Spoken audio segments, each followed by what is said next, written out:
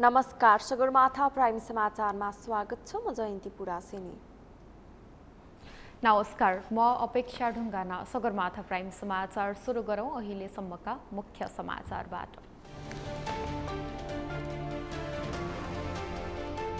प्रत्यक्षतर्फको मतपत्र छपाई आजबाटै सुरु। प्रतिनिधि सभातर्फ 2412 र प्रदेशतर्फ 3224 जना उम्मेद्वार मत सर्वेक्षण गर्न रोक। प्रधानमन्त्री शेरबहादुर देउवाद्वारा जसपाका 4 जना मन्त्री बर्खास्त। 4वटै मन्त्रालयको जिम्मेवारी प्रधानमन्त्रीलाई। बलात्कार आरोपमा पक्राउ परेका सन्दीप उप्पर दोस्रो पटक 5 दिनको म्याद थप। पीडित भनिएकी किशोरीको 2वटा जन्म दर्ताबारे अनुसन्धान हुँदै।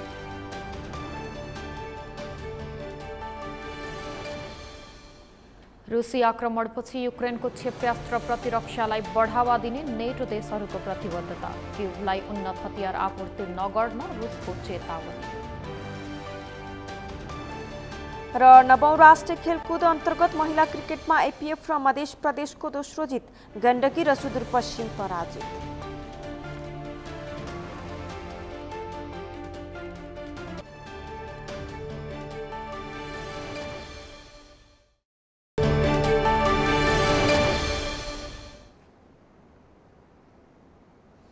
सगरमाथा प्राइम समाचार अब विस्तारमा। निर्वाचन आयोगले प्रत्यक्षतर्फको मतपत्र छपाई प्रक्रिया आजबाटै सुरु गर्ने जनाएको छ। आज सञ्चार माध्यमहरूसँगको कुराकानीमा निर्वाचन आयुक्त रामप्रसाद भण्डारीले निर्वाचन आयोगले प्रत्यक्षतर्फको मतपत्र छपाई प्रक्रिया आजबाट सुरु गर्ने बताउनुभयो। उहाँले समानुपातिक तर्फको मतपत्र छपाई कार्यक्रम जारी रहेको र प्रत्यक्षतर्फको मतपत्र छपाई आजबाट सुरु गर्ने बताउनुभयो। रूपन्देही क्षेत्र नम्बर 2 बाट उम्मेदवारी दिनुभएका डाक्टर कमल भुषालको उम्मेदवारी किन खारेज भएको भन्ने सञ्चारकर्मीको प्रश्नमा निर्वाचन आयुक्त भुषालले यसको निर्णय निर्वाचन अधिकारीको हातमा रहेको उल्लेख गर्नुभयो। उहाँले उम्मेदवारी दिएको व्यक्ति योग्य हो वा होइन भन्ने कुराको निर्णय गर्ने अधिकार निर्वाचन अधिकृतलाई रहेको भन्दै निर्णय भइसकेको विषयलाई आयोगले क्षेत्राधिकार मिचेर यही हुनुपर्छ भन्न नमिल्ने बताउनुभयो। उहाँले कानुनी रूपमा उपचार खोज्न आएको खण्डमा भने अदालत वा निर्वाचन आयोगको क्षेत्राधिकार कुनमा पर्छ त्यही अनुसार कानुनी कारबाही हुने बताउनुभयो। उहाँले न्यायाधीशहरू नै निर्वाचन क्षेत्रमा मुख्य निर्वाचन अधिकृतहरू भएको उल्लेख गर्दै प्रमाण सङ्कलन मूल्याङ्कन गर्ने, प्रमाणको विश्लेषण गर्ने र त्यो प्रमाणको विश्लेषण गरी एउटा निचोडमा पुग्ने काममा त्रुटि हुन नसक्ने जिकिर गर्नुभयो। उहाँले निर्वाचनका लागि कानुनमा अभ्यस्त भएको व्यक्तिलाई नै पठाएको भन्दै कानुन ऐन नियम आयोगले बनाएको निर्देशिका लगायत सम्पूर्ण कारबाही हेरेर नै निष्कर्ष निकालेकोमा आयोग विश्वस्त रहेको बताउनुभयो। निर्वाचन आयुक्त भण्डारीले सरकारको कोष वा सरकारको लगानी रहेको विभिन्न संस्था निकायहरूको कोषबाट रकम बुझ्ने व्यक्तिहरूलाई आयोगले उम्मेदवारका लागि योग्य ठहर गर्ने नसक्ने बताउनुभयो। प्रतिनिधि सभा सदस्य पदको निर्वाचनमा रूपन्देही क्षेत्र नम्बर 2 बाट उम्मेदवारी दिनुभएका डाक्टर कमल भुषालको उम्मेदवारी खारेज भएको थियो। उहाँ विरुद्ध सरकारी सेवा लिएर अध्ययन जारी राखेको अवस्थामै निर्वाचनमा उम्मेदवार बनेको उजुरी परेको थियो।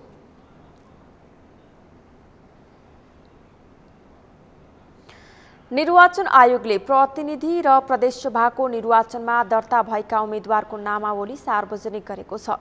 निर्वाचनका लागि दर्ता भएका मध्ये बुधबार प्रतिनिधि सभातर्फ 119 र प्रदेश सभातर्फ 257 उम्मेदवारी फिर्ता लिएपछि आयोगले उम्मेदवारको अन्तिम नामावली प्रकाशन गरेको हो। प्रारम्भिक विवरण अनुसार प्रतिनिधि सभातर्फ जम्मा 2412 जनाले उम्मेदवारी दिएका छन्। प्रदेश सभातर्फ जम्मा 3224 जनाको उम्मेदवारी परेको छ।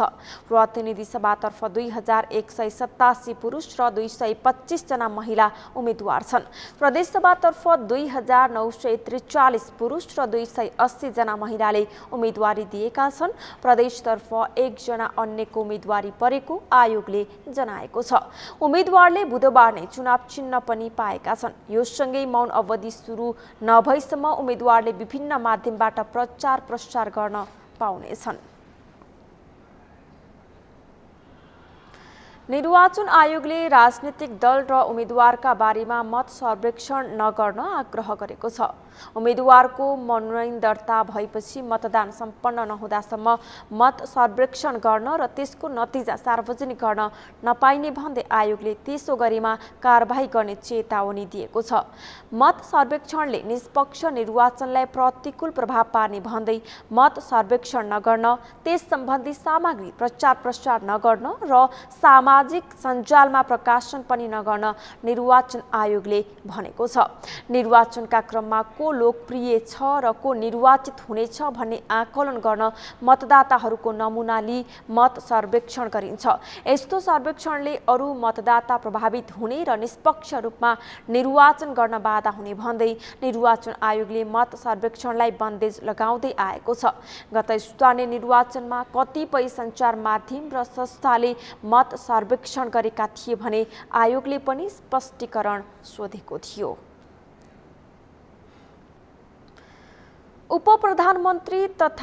पूर्व उपप्रधानमन्त्री तथा कांग्रेस नेता विजय कुमार गच्छदारदेखि स्वतन्त्र उम्मेदवार सहितका नेताको उम्मेदवारी खारेज गर्न माग गर्दै सर्वोच्च अदालतमा रिट दायर भएको छ। भ्रष्टाचार, फौजदारी कसुर र नैतिक पतन देखिने कसुरमा मुद्दा खेपिरहेका ती उम्मेदवारको उम्मेदवारी खारेज गर्न माग गर्दै सर्वोच्च अदालतमा आज रिट दायर भएको हो। अधिवक्ता अनिल आचार्यले प्रतिनिधि सभा तथा प्रदेश सभाका 11 जना उम्मेदवार र निर्वाचन आयोग, प्रधानमन्त्री तथा मन्त्री परिषदको कार्यालय र कानुन मन्त्रालयलाई विपक्षी बनाई रिट दर्ता गराउनु भएको हो। पूर्व उपप्रधानमन्त्री गच्छदार, पूर्व कांग्रेस नेता गोविन्द राज जोशी, राप्रपा नेता विक्रम पाण्डे, स्वतन्त्र उम्मेदवार प्रभु शाह र सरिता गिरी, सिन्धुपाल्चोक क्षेत्र नम्बर 1 का एमाले उम्मेदवार युद्ध विक्रम तामाङ, मनाङका कांग्रेस नेता टेकबहादुर गुरुङ, महोत्तरीकी लक्ष्मी महतो, झापा 5 का माओवादी केन्द्रका उम्मेदवार गगन भन्ने, रेवत राजपुरीको उम्मेदवारी विरुद्ध रिट दर्ता भएको हो। रिटमा उनीहरू भ्रष्टाचार तथा फौजदारी कसुरमा मुद्दा चलिरहेको वा सजाय पाएका व्यक्तिहरू भएको भन्दै उम्मेदवारी खारेज गर्न माग गरिएको छ। प्रधानमन्त्री शेरबहादुर देउवाले जनता समाजवादी पार्टी जसपाका 4 जना मन्त्रीलाई बर्खास्त गर्नु भएको छ। सरकारको सिफारिसमा राष्ट्रपति विद्यादेवी भण्डारीले आज जसपाका 4 जना मन्त्रीको जिम्मेवारी प्रधानमन्त्री शेरबहादुर देउवाले सम्हाल्ने गरी तोक्नु भएको छ। संघीय मामिला तथा सामान्य प्रशासन मन्त्री राजेन्द्र प्रसाद श्रेष्ठ, कृषि तथा पशुपक्षी विकास मन्त्री मृगेन्द्र कुमार सिंह यादव, भौतिक पूर्वाधार तथा यातायात मन्त्री मोहम्मद इस्तियाक राई र वन तथा वातावरण मन्त्री प्रदीप यादवलाई पदमुक्त गरिएको हो। सत्ता गठबन्धनबाट बाहिरिएर नेकपा एमालेसँग चुनावी तालमेल गरेपछि प्रधानमन्त्री देउवाले 4 मन्त्रीलाई बर्खास्त गर्नुभएको हो। राजीनामा दिन नमानेपछि प्रधानमन्त्रीले उनीहरूलाई बर्खास्त गरेको बालुवाटार स्रोतले जनाएको छ। यसैबीच राष्ट्रपति भण्डारीले रिक्त कानुन मन्त्रालयको जिम्मेवारी सञ्चार तथा सूचना प्रविधि मन्त्री ज्ञानेन्द्र बहादुर कार्कीले सम्हाल्ने गरी तोकेको राष्ट्रपति कार्यालयले जनाएको छ।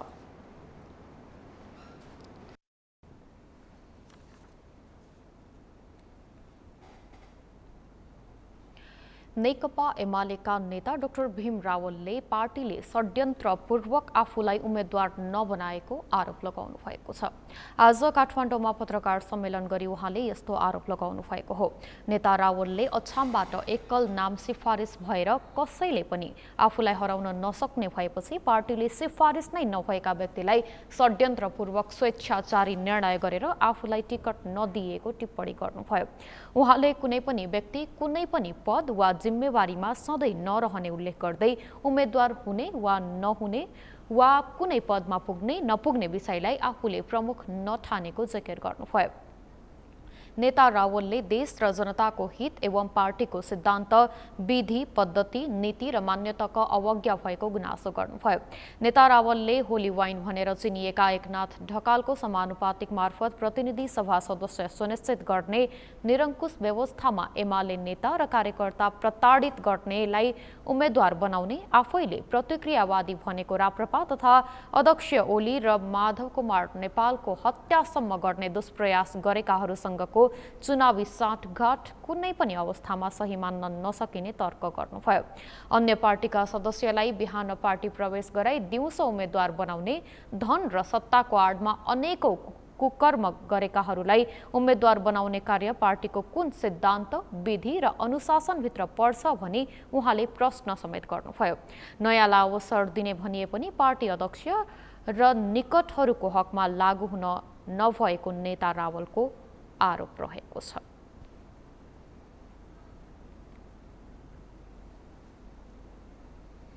आगामी निर्वाचनमा सत्ता गठबन्धन र एमाले नेतृत्वको गठबन्धन बीच प्रतिस्पर्धा हुने भएको छ। दलहरूले संविधान जोगाउन गठबन्धन आवश्यक रहेको बताएका छन्। सैद्धान्तिक रूपले फरक धारमा उभिएका दलहरू सत्ता स्वार्थका लागि मात्रै एक ठाउँमा आउँदा त्यसले लोकतन्त्रलाई समेत खतरामा पारेको कतिपयको बुझाइरहेको छ। अमृत ढकालको रिपोर्ट। आगामी संसदीय निर्वाचनमा सत्ता गठबन्धन र नेकपा एमाले नेतृत्वको गठबन्धन बीच प्रतिस्पर्धा हुने भएको छ। चुनावी गठबन्धनका लागि 5 दलीय सत्ता गठबन्धनले देशभर साझा उम्मेद्वार चयन गरेका छन्। जनता समाजवादी पार्टी एमाले नेतृत्वको गठबन्धनमा सहभागी भएपछि लोकतान्त्रिक समाजवादी पार्टीलाई सत्ता गठबन्धनमा सहभागी गराएको गठबन्धनले संविधानको रक्षाका लागि गठबन्धनको आवश्यकता रहेको बताउँदै आएको छ। अनि सत्ता गठबन्धनमा इमानदारता हुन्छ, कसले सिट बाँड्ने व्यक्तिको लागि यो गठबन्धन हुँदैछ नि, राष्ट्रियता लोकतन्त्र, त्यसमा पनि विशेष गरेर लोकतान्त्रिक संविधानलाई रक्षा गर्नको लागि गठबन्धन हुँदैछ। स्थानीय तहको निर्वाचनमा सत्ता गठबन्धनका कारण 90 भन्दा धेरै स्थानीय तह गुमाएको एमाले आगामी निर्वाचन पनि एक्लै लडे त्योभन्दा धेरै क्षति हुन सक्ने अनुमान गरेको छ। त्यसैले 5 दलीय सत्ता गठबन्धनलाई अपवित्र साँठगाँठ भन्दै आएको एमाले पनि निर्वाचनको सङ्घारमा वैचारिक रूपले फरक मत राख्ने दलहरूसँग चुनावी तालमेल गर्ने निर्णय गरेको छ। तर एमाले नेताहरूले भने आफूहरूले गरेको गठबन्धन नभई चुनावी तालमेल मात्रै भएको बताएका छन्। हाम्रो सूर्य चिन्ह लिएर हामीलाई मतलब चाहिँ सहयोग गर्न चाहन्छौँ भनेर आउने हामी सबै किसिमका मतदाता, सबै किसिमका राजनीतिक शक्ति, सबै किसिमकाहरूसित हामी कुरा गर्न तयार छौँ नि। त्यसमा मतलब चाहिँ फलानु आउनु हुँदैन। त्यही कुरा चाहिँ गठबन्धनकाहरूले गर्दा त्यो जायज हुने। हामीले मतलब चाहिँ हाम्रो सूर्य चिन्ह लिएर हामी सूर्य चिन्हलाई भोट हाल्छौँ भनेर भन्ने जनता, मतदाता, राजनीतिक दल, राजनीतिक पार्टी चाहिँ बेठिक हुने भन्ने त निष्कर्षै निस्किँदैन। 2074 सालको निर्वाचनमा लोकतन्त्र रक्षाका लागि भन्दै बनेको गठबन्धन यति बेला तितर-बितरको अवस्थामा छ। देशमा स्थायित्व र स्थिरता ल्याउने भन्दै समाजवादको नारा लिएर करिब 2/3 हाराहारीको जनमत प्राप्त गरेको वाम गठबन्धन यति बेला आरोप प्रत्यारोपमा व्यस्त छ। संसद विघटनपछि ओलीको कदमलाई साथ दिँदै आएको लोसपा अहिले सत्ता गठबन्धनमा सहभागी भएको छ भने ओलीको कदम संविधान विरोधी भन्दै निरन्तर ओलीको आलोचना गर्दै आएको जसपा एमाले नेतृत्वको गठबन्धनमा सहभागी भएको छ। निर्वाचनमा भने सैद्धान्तिक रूपले फरक धारमा उभिएका दलहरू सत्ता स्वार्थका लागि मात्रै एक ठाउँमा आउँदा त्यसले लोकतन्त्रलाई समेत खतरामा पारेको जानकारहरूको बुझाइ छ। मात्र सत्ता प्राप्तिको लागि मात्रै गठबन्धन भयो।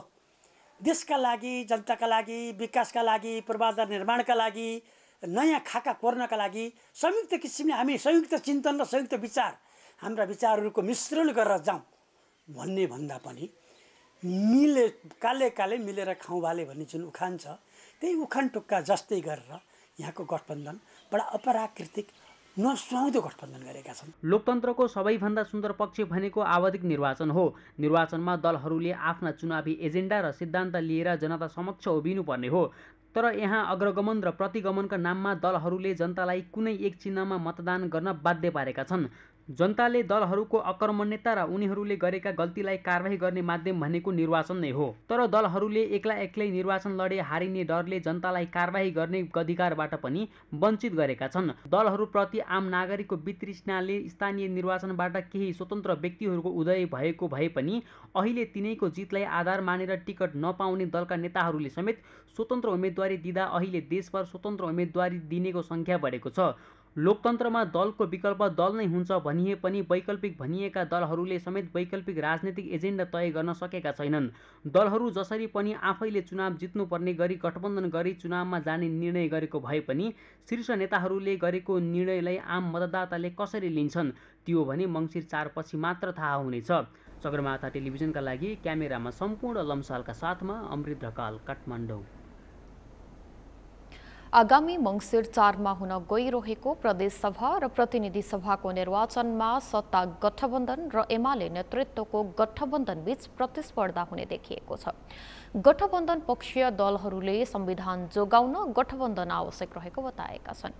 सैद्धान्तिक रूपले फरक धारमा रहेका दलहरू सत्ता स्वार्थका लागि मात्रै एक ठाउँमा आउँदा त्यसले लोकतन्त्रलाई समेत खतरामा पारेको कतिपयको बुझाइ छ।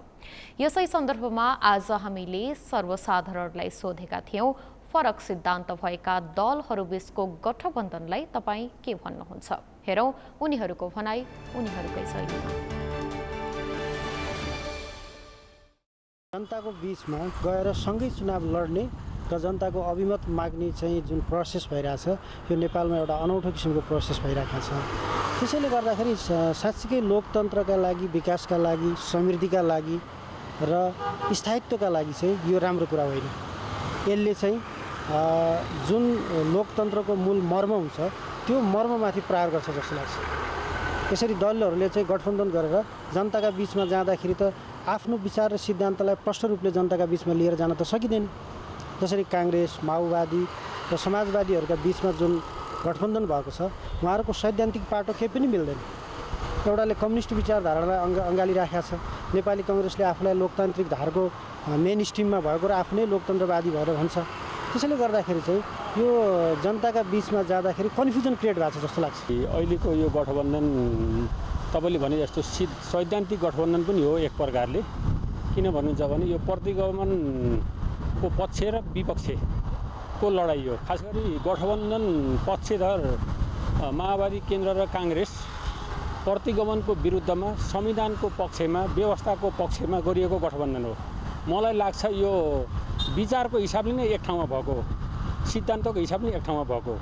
त्यो प्रतिगमन विरुद्धमा भएको गठबन्धन हो। संविधानको रक्षाको निम्ति भएको गठबन्धन हुनाले मलाई त संविधानको रक्षाको निम्ति, व्यवस्थाको रक्षाको निम्ति प्रतिगमनको विरुद्ध गरिएको गठबन्धन ठिक लाग्छ। केपीको अलिकति दम्ब भएको र अब देशमा गठबन्धनै गरेर बस्दा त विकास त पछाडि परिरहेको बुझिन्छ। गठबन्धन त ठिक त होइन। अब कम्युनिस्ट एक भएको राम्रो थियो योभन्दा पहिलो।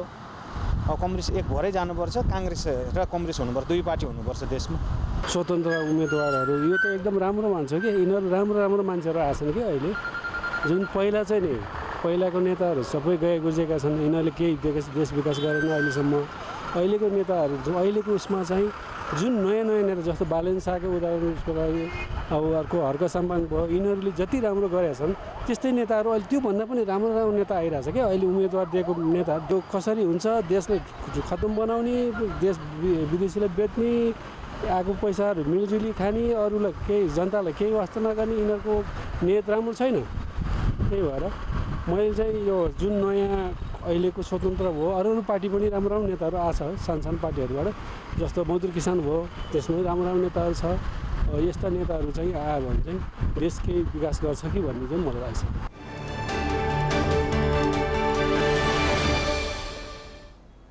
समाचारमा पालो भएको छ विश्रामको। विश्रामपछि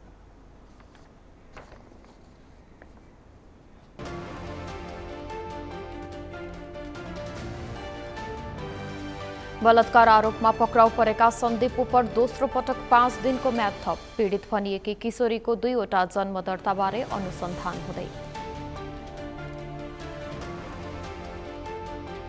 बाहुनचरलाई खुकुरी प्रहार गरेको आरोपमा पक्राउ परेका 8 जना सार्वजनिक 7 दिन हिरासतमा राखेर अनुसन्धान गर्न अदालतको अनुमति। र व्यापारीहरूले भाडा नतिरेपछि सर्लाहीको बरहथवा बजारमा तालाबन्दी, करिब 60 लाख आन्तरिक राजस्व घटेको नगरपालिकाको दाबी।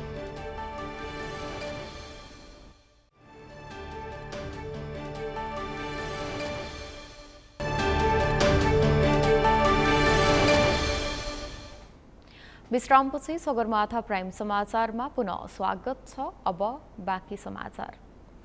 पूर्व सूचना प्रणालीको विकास र व्यवस्थापन हुन नसक्दा जनधनको क्षति धेरै हुन्छ। नेपालमा वर्षेनी हुने प्राकृतिक प्रकोपजन्य घटनामा पनि पूर्व सूचना प्रणालीको अभावमा धेरै मात्रामा जनधनको क्षति हुँदै आएको छ। यही विषयलाई मनन गर्दै पूर्व सूचना प्रणालीको द्रुततर विकास गर्न सरकार लागि परेको गृह मन्त्रालयले बताएको छ। एक रिपोर्ट।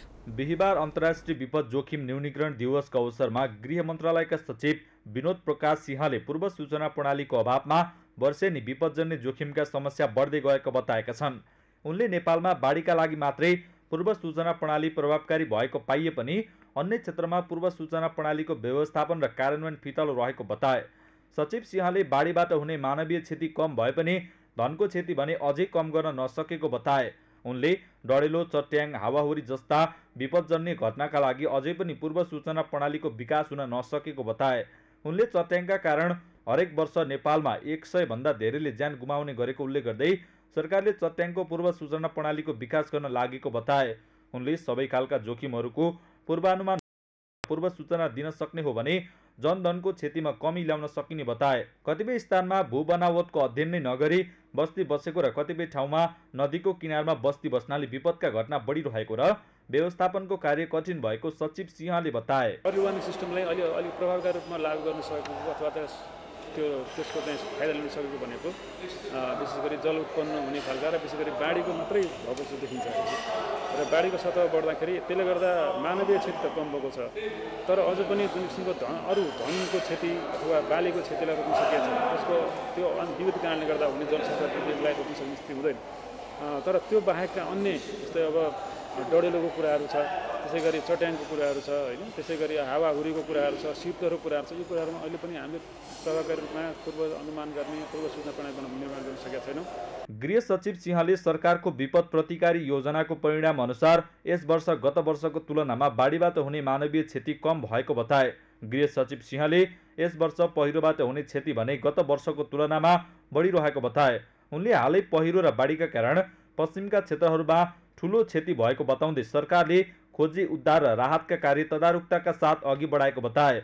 उनले अहिले 77 वटै जिल्ला प्रशासन कार्यालयहरूमा विपद व्यवस्थापन कोष राखिएको र उक्त कोषबाट कुनै व्यक्तिको विपदबाट मृत्यु भएको अवस्थामा तत्काल 2 लाख रुपैयाँ र घरको क्षति भए 15,000 रुपैयाँ तत्काल उपलब्ध गराउने व्यवस्था गरिएको उल्लेख गरे। गृह सचिव सिंहले गत 15 दिनमा मात्रै विभिन्न जिल्लाका कोषमा 1.5 करोड रुपैयाँ मन्त्रालयले उपलब्ध गराएको जानकारी दिए। अहिले जुन बाढीबाट हुने क्षतिहरू यसपालि हामीले हेर्ने हो भने गत वर्षको तुलनामा निकै घटेको छ मानवीय क्षतिको हदमा। त्यो पनि एउटा के भने यो प्रतिकारी योजना हामीले जुन बनाएको थियौँ त्यो योजनाको कार्यान्वयन र पूर्व सूचनाहरू हुने र त्यसको अनुरूप जुन हामीले गर्नुपर्ने तयारीहरू विभिन्न निकाय स्थानीय तहसम्म गर्नु तयारीहरूलाई पहिला नै सजग गराएर तयारी भएको कारणले पनि सम्पन्न भएको।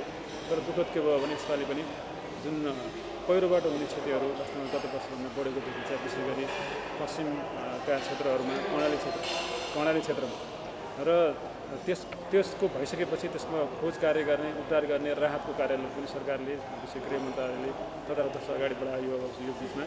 गृह सचिव सिंहले पश्चिमी क्षेत्रमा अविरल वर्षाका कारण भएको क्षतिले केही स्थानमा जमिनमा धाजा फाट्ने र बस्तीहरू नै बगेको अवस्था रहेकाले उक्त क्षेत्रका स्थानीयको स्थायी बसोबासका लागि मन्त्रालयले काम गरिरहेको बताए। जलवायु परिवर्तनको असरलाई कम गर्न तीनै तहका सरकारले समन्वय र सहकार्य गर्नुपर्नेमा विज्ञहरूले जोड दिएका छन्। जलवायु परिवर्तनको असरले विश्वभर नै ठूलो क्षति पुर्याइरहेको बताउँदै विज्ञहरूले यसको रोकथामका लागि यस्तो सुझाव दिएका हुन्। एक रिपोर्ट। बिहिबार अन्तर्राष्ट्रिय विपद जोखिम न्यूनीकरण दिवसका अवसरमा विज्ञहरूले विश्वभर नै जलवायु परिवर्तनको असरले अकल्पनीय क्षति पुगिरहेको भन्दै यसको रोकथाम र न्यूनीकरणका लागि नेपालले पनि विशेष चासो दिएर तीनै तहको सरकारले आपसी समन्वयात्मक भूमिकामा काम गर्न आवश्यक रहेको बताएका छन्। जलवायु तथा विपद विज्ञ डाक्टर धर्म उप्रेतीले जलवायु परिवर्तनको असरलाई कम गर्न तीनै तहको सरकारले सहकार्य गर्न आवश्यक रहेको बताए। उनले हाल 753 वटै पालिकामा विपद जोखिम न्यूनीकरण र व्यवस्थापन समिति बनेको उल्लेख गर्दै सरकारले ऐन कानुन बनाउने सबै काम सकेको भए पनि त्यसलाई कार्यान्वयनमा लैजान नसकेको बताए। उनले सरकारले बनाएका नीति नियमको कार्यान्वयनका लागि प्रविधि र पैसाको जरुरी रहेको पनि उल्लेख गरे।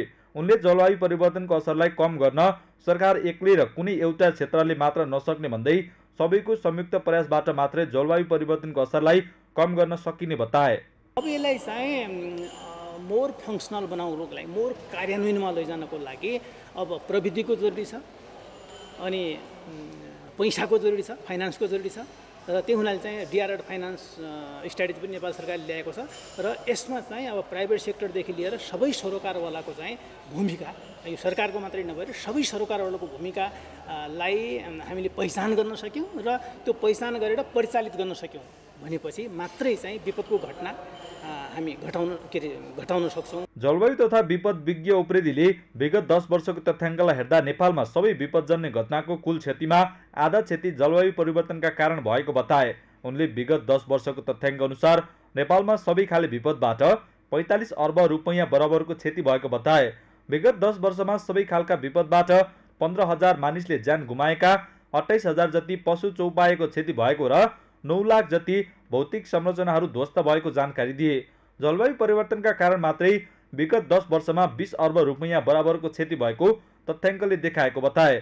उनले जलवायु परिवर्तनका कारण हालै कर्णाली र सुदूरपश्चिम प्रदेशमा अकल्पनीय घटनाहरू भएको बताए। उनले असोज महिनामा ठुला बाढी आउनु जलवायु परिवर्तनको असर रहेको बताए।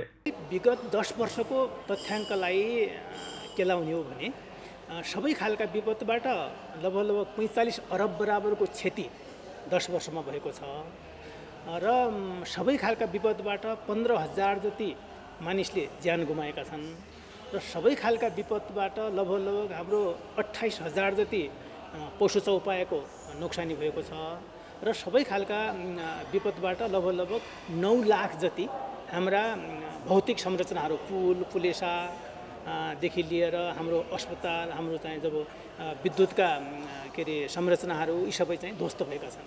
यस वर्ष सबैका लागि पूर्व सूचना, सबैका लागि पूर्व कार्य भन्ने नारासहित विश्व अन्तर्राष्ट्रिय विपद जोखिम न्यूनीकरण दिवस मनाइँदैछ। बलात्कार आरोपमा पक्राउ परेका नेपाली राष्ट्रिय क्रिकेट टोलीका पूर्व कप्तान सन्दीप लामिछाने उप पुनः दोस्रो पटक अदालतले म्याद थपिदिएको छ। जिल्ला अदालत काठमाडौँले 20 गतेबाट गणना हुने गरी 7 दिनका लागि म्याद थप गरेको समय सकिएपछि पुनः थप 5 दिन अनुसन्धानका लागि म्याद थपिदिएको हो। एक रिपोर्ट।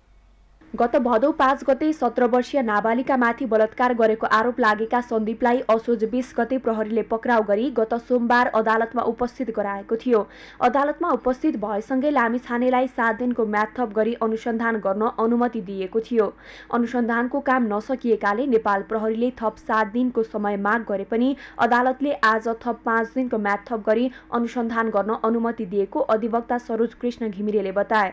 उनले अदालतले बयान लिने क्रम सकिसकेको भन्दै असोज 31 गतेसम्म अनुसन्धान सक्नेमा विश्वस्त रहेको बताए। उनले यो मुद्दा एक व्यक्तिसँग मात्र नभई संस्थासँग पनि सम्बन्धित रहेकाले फास्ट ट्र्याकमा सक्नका लागि अदालतले 5 दिनको म्याद थपेर अनुसन्धानका लागि समय दिएको बताए। सन्दीपमाथि थप 5 दिनको म्याद थप गरी अनुसन्धान गर्न सूर्यबहादुर थापाको बेन्चले समय दिएको र आगामी कार्तिक 1 गते पुनः फाइल पेश गर्ने वा म्याद थपका लागि पुनः पेश गर्न सक्ने अधिवक्ता घिमिरेले बताए। अनुसन्धान प्रहरीले 7 दिनको म्याद माग्नु भएको थियो अनि हामीले श्रीमान समक्ष चाहिँ किन भन्दाखेरि 7 दिन त पक्राउ परेको दिनबाट 7 दिन पनि गइसकेको छ अवस्था छ हैन। अनि त्यस पछाडि फेरि उहाँको चाहिँ बयान लिने क्रम पनि करिब आधा जति सिद्धिसकेको अवस्थामा 7 दिन धेरै लामो हुन्छ र यो केसलाई अलिकति प्रायोरिटी भन्न खोजेको किनकि यसले एउटा व्यक्ति मात्रै नभइकन एउटा इन्स्टिट्युसन स्टेटसँग पनि रिलेभेन्ट केस छ र सबैजनाले यो गम्भीरता संवेदनशील मुद्दालाई अलिकति फास्ट ट्र्याकमा अथवा अलिकति चाँडै डिस्पोजल गर्नुपर्ने र यदि इन्भेस्टिगेसन प्रोसेसमा पुलिसले पनि लामो समय लियो भने पुलिसको पनि प्रहरीको पनि क्रेडिबिलिटी कुरा हो नि त। त्यसमा प्रहरीले पनि कुनै एउटा सर्टेन इम्पोर्टेन्ट केसहरूलाई अलिकति चाँडै इन्भेस्टिगेसन गर्यो भने उसको पनि रेपुटेसन हुने र हाम्रो पक्षलाई पनि चाँडै डिस्पोजल भयो चाहिँ त्यो एउटा मुद्दाको एउटा तार्किक निर्णयमा पुर्याउन सजिलो हुनु र हामीले 3 दिनको एक्सटेन्सनको माग गरेका थियौँ। सम्मानित अदालतले बेन्चले श्रीमान सूर्यबहादुर थापाको बेन्च नम्बर 13ले 5 दिनको म्याद थपिएको छ। अब असोजको 31 गते फेरि असोजको 31 गतेसम्म चाहिँ असोजको 31 सम्मको लागि कार्तिक 1 गते चाहिँ फेरि अब कि फाइल पेश गर्नुहुन्छ कि चाहिँ म्याद थपको लागि फेरि पुनः पेश गर्न सकिन्छ। अधिवक्ता घिमिरेले पीडित भनिएकी किशोरीको 2वटा जन्म दर्ता भएको विषयमा आफूहरूले अनुसन्धान गरिरहेको बताएका छन्। श्रीमानले त्यति बेलासम्म यसको स्टेटमेन्ट लिने र अरू कामहरू सक्नु भन्ने किसिमको एक हिसाबले उहाँलाई चाहिँ इन्स्ट्रक्सन पनि दिनुभएको छ। लेट्स होप कि उहाँहरूको अनुसन्धान 31 गतेसम्म सिकोस् र 1 गते आउँदा पनि मुद्दा नै दर्ता हुन सक्ला होस् भन्ने हाम्रो एक्सपेक्टेसन। इन्भेस्टिगेसन छ होइन हाम्रो टिमले त्यो बारेमा त्यो डकुमेन्ट्सहरू बारेमा हाम्रो आफ्नै अनुसन्धान रहेको छ त्यो बारेमा अहिले हामीले केही कुरा भन्न सक्ने अवस्थामा तपाईँहरूलाई छैन किनकि यो जुडिसियल प्रोसेस हो र यो क्यामेरामा हियरिङ हुने भएको हुनाले हामीसँग भएका प्रमाणहरू हामीले सुरक्षित राख्नुपर्छ त्यो चिजमा हाम्रो आफ्नो अनुसन्धान कायम रहेकै छ 17 वर्षकी किशोरीले बलात्कार अभियोग लगाएपछि अनुसन्धानका लागि सन्दीपलाई असोज 20 गते नेपाल आए लगती त्रिभुवन अन्तर्राष्ट्रिय विमानस्थलबाटै प्रहरीले पक्राउ गरेको थियो। काठमाडौँको गौशाला स्थित एक होटलको कोठामा लगेर सन्दीपले आफूलाई बलात्कार गरेको आरोपमा किशोरीले भदौ 21 गते प्रहरी वृत्त गौशालामा उजुरी दिएकी थिइन्। सन्दीप त्यसबेला क्यारेबियन लिग क्रिकेट खेल्न गएका थिए। काठमाडौँको सोरखुट्टेमा बाउन्सरमाथि खुकुरी प्रहार गरेको आरोपमा पक्राउ परेका 8 जनालाई प्रहरीले सार्वजनिक गरेको छ। जिल्ला प्रहरी परिसर काठमाडौँले आज पत्रकार सम्मेलन गरी गत असोज 25 गते काठमाडौँको सोरखुट्टेमा बाउन्सरमाथि खुकुरी प्रहार गर्ने 8 जनालाई ज्यान मार्ने उद्योग गर्न नहुने कसुरमा पक्राउ गरी प्रहरीले सार्वजनिक गरेको हो। काठमाडौँ महानगरपालिका 26 गल्कोपाखा स्थित हनुमान चोक नजिकै 2 जना पुरुषलाई धारिलो हतियार, इटा, बियरको बोतल लगायतले प्रहार गरी गम्भीर घाइते बनाएर फरार भएका 8 जनालाई पक्राउ गरी सार्वजनिक गरिएको हो।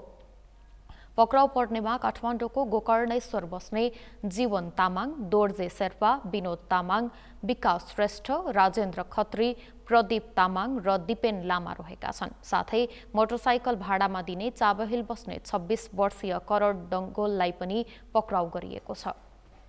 सैलुङ गापा वार्ड नम्बर 2 हाल काठमाडौँ जिल्ला काठमाडौँ गोकर्णेश्वर नपा जोरपाटी बस्ने रामकुमार तामाङको छोरा वर्ष 33 को जीवन तामाङ, 2 मा जिल्ला सिन्धुपाल्चोक 12 विषय नगरपालिका वार्ड नम्बर 8 हाल काठमाडौँ जिल्ला काठमाडौँ गोकर्णेश्वर नपा वार्ड नम्बर 8 बस्ने तेन्जी शेर्पाको छोरा वर्ष 27 को दोर्जे शेर्पा, तेस्रोमा जिल्ला दोलखा सैलुङ गापा वार्ड नम्बर 2 हाल काठमाडौँ आज जिल्ला काठमाडौँ गोकर्णेश्वर नगरपालिका वार्ड नम्बर 6 बस्ने सोमबहादुर तामाङको छोरा वर्ष 29 को विनोद तामाङ, चौथोमा जिल्ला रामेछाप गोकुल गङ्गा गापा वार्ड नम्बर 2 हाल जिल्ला काठमाडौँ गोकर्णेश्वर नगरपालिका वार्ड नम्बर 5 जोरपाटी बस्ने लोकदर्शन श्रेष्ठको छोरा वर्ष 28 को विकास श्रेष्ठ, पाँचौँमा जिल्ला सिन्धुपाल्चोक मेलम्ची नगरपालिका वार्ड नम्बर 10 बस्ने बेलबहादुर खत्रीको छोरा वर्ष 19 को राजेन्द्र खत्री,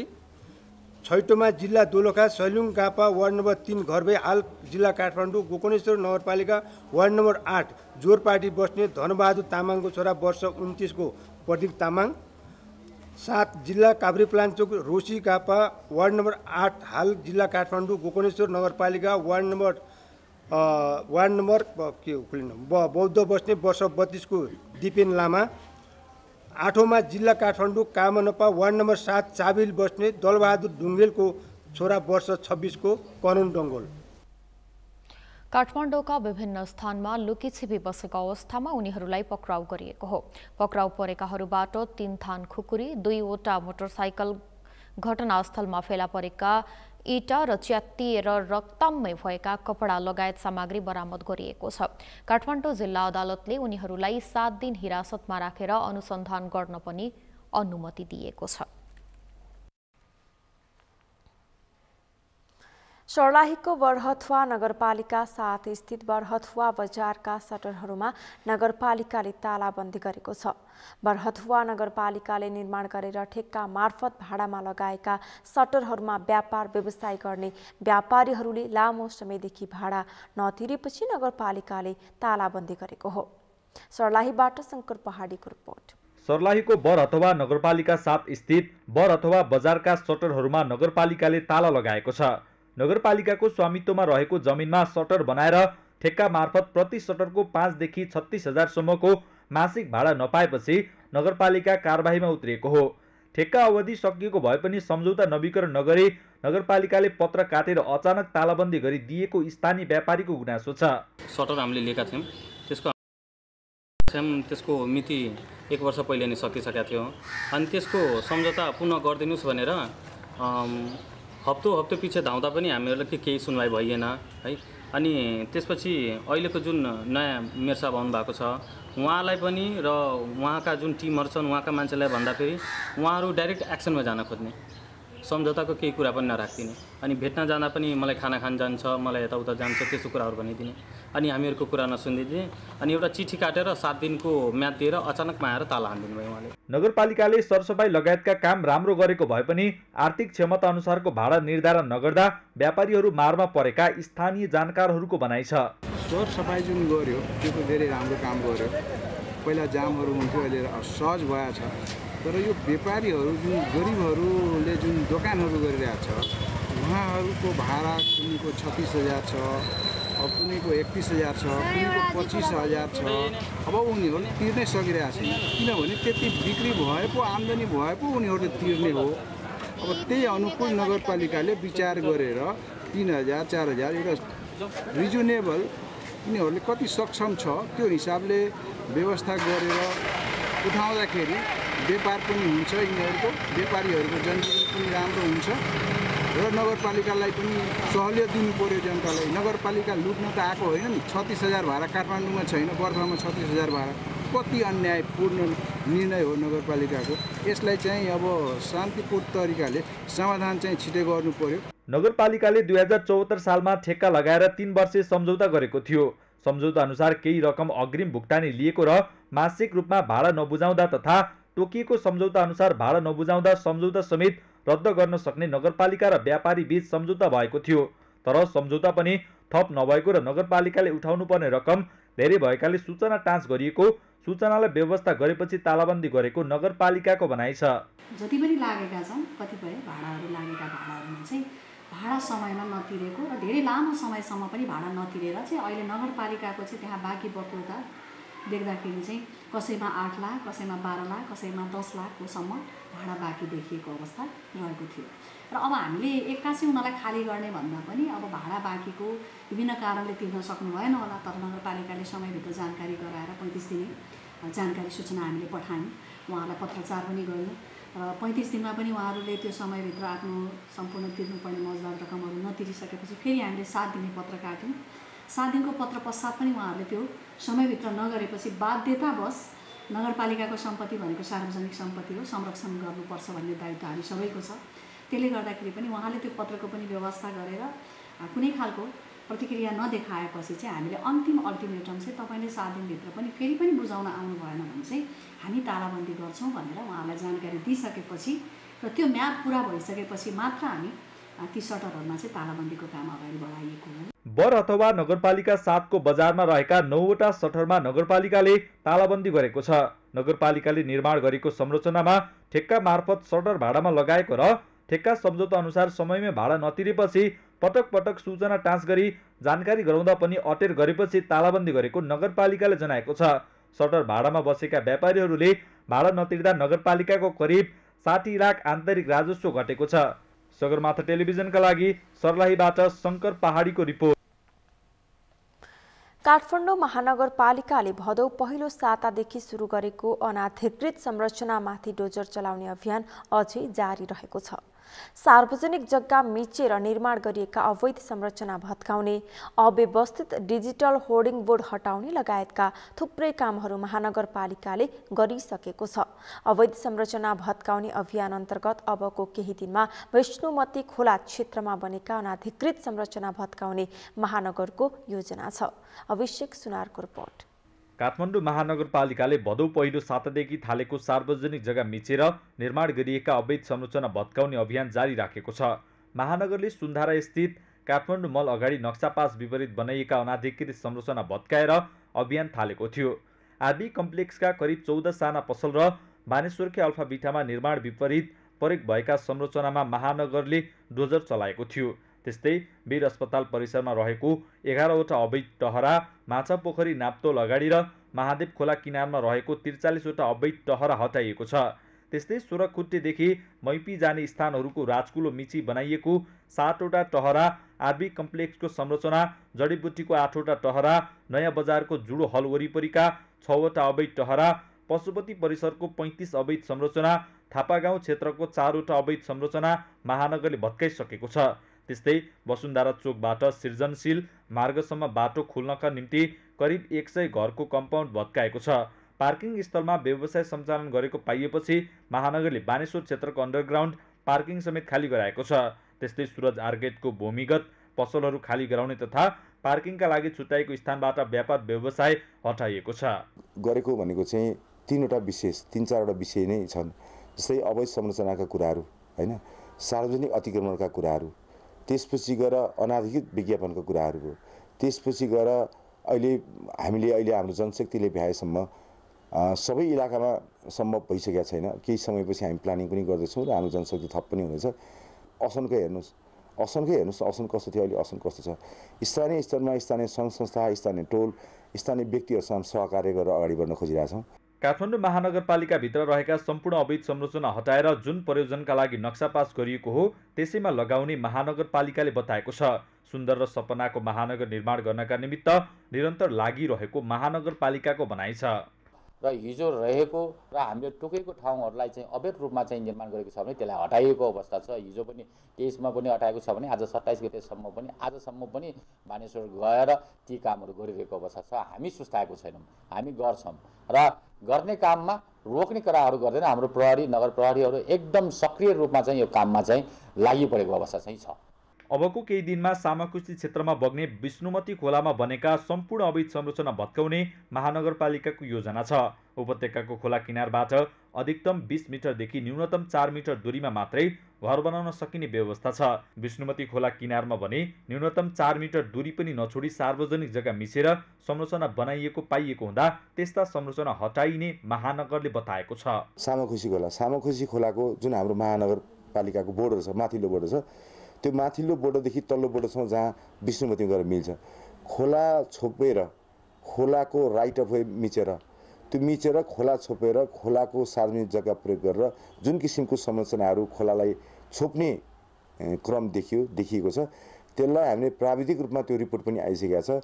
अब तत्कालै केही समयपछि त्यो खोला खोलाउने, खोलाको छोपिएको भाग सार्वजनिक अतिक्रमणलाई हटाउनको लागि हामी त्यो सामाकुसी खोलाको क्लियर गर्ने काममा हामी लगत्तै केही समयपछि लाग्दैछौँ। महानगरले 800 स्क्वायर फिट भन्दा बढी क्षेत्रफलमा राखिएका डिजिटल होर्डिङ बोर्ड बन्द गराउने अभियान सञ्चालन गरेसँगै उपत्यकाका धेरै होर्डिङ बोर्ड अहिले बन्द भएका छन्। सगरमाथा टेलिभिजनका लागि क्यामेरामा प्रताप लामाका साथ अभिषेक सुनार, काठमाडौँ। सगरमाथा प्राइम समाचारमा एकैछिन विश्रामपछि रुसिया आक्रमणपछि युक्रेनको क्षेप्यास्त्र प्रतिरक्षालाई बढ़ावा दिने नेटो देशहरूको प्रतिबद्धता, किभलाई उन्नत हतियार आपूर्ति नगर्न रुसको चेतावनी।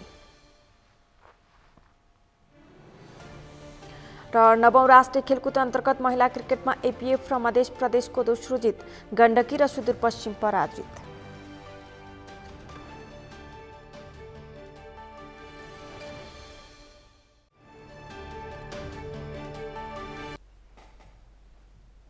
अब पालो अर्थ समाचारको।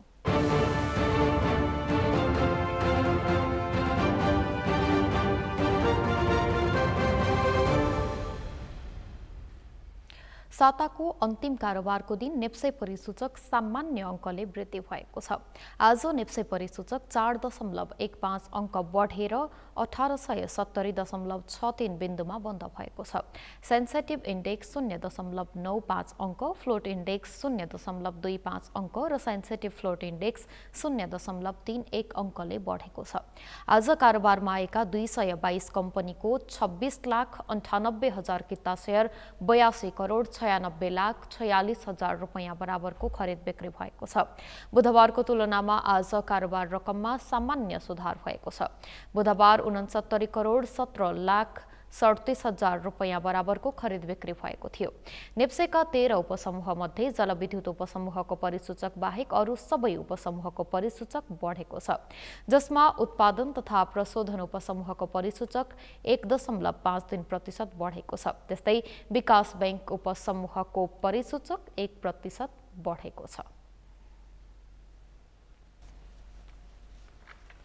समाचारको अन्त्यमा मुख्य समाचार फेरि एकपटक।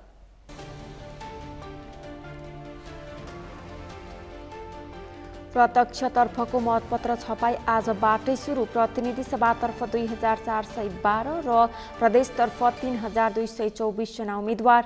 मत सर्वेक्षण गर्न रोक। प्रधानमन्त्री शेरबहादुर देउवाद्वारा जसपाका 4 जना मन्त्री बर्खास्त। 4वटै मन्त्रालयको जिम्मेवारी प्रधानमन्त्रीलाई नै।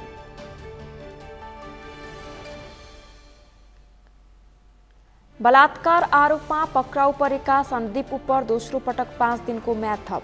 पीडित भनिएकी किशोरीको 2वटा जन्म दर्ताबारे अनुसन्धान हुँदै।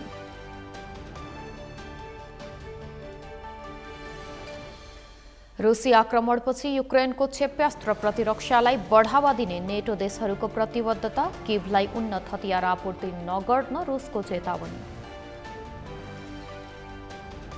र नवौं राष्ट्रिय खेलकुद अन्तर्गत महिला क्रिकेटमा एपीएफ र मध्य प्रदेशको दोस्रो जित, गण्डकी र सुदूरपश्चिम पराजित।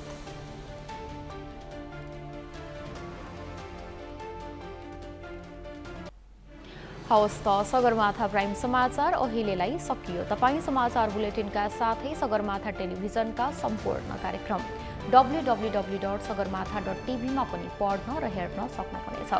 साथै युट्युबमा youtube.com/sagarmatha TV नेपालमा हेर्न सक्नुहुनेछ।